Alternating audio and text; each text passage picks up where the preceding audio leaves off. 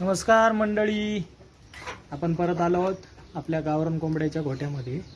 आणि त्या गोठ्यांमध्ये आपण आहे ना, ते तुम्ही माझ्या हातामध्ये बघू शकता की निर्जंतुकीकरण करण्याचं काम चालू आहे गोठ्यामध्ये.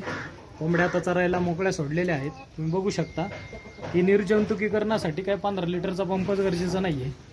हे कोलिनसारखं डबडं जरी घेतलं तरी त्यांनी तुम्ही संपूर्ण गोठा निर्जंतुकीकरण करू शकता. तुम्ही बघू शकता मी कशा पद्धतीने करतोय ते.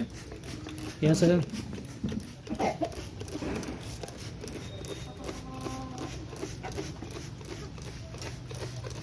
पहिल्यांदा गोठा सगळं स्वच्छ झाडून घ्यायचं आहे आणि त्यातली सगळी घाण काढायची.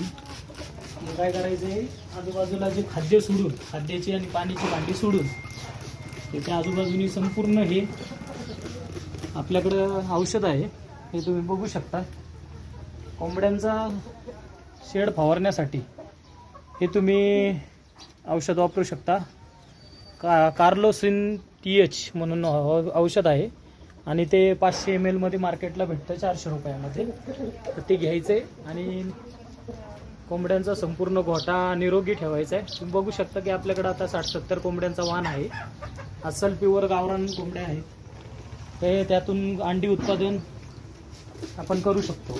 आता तुम्ही बघा, एक नवीन प्रोजेक्ट आपण तयार करतोय. याच्यामध्ये आपण काय केलंय,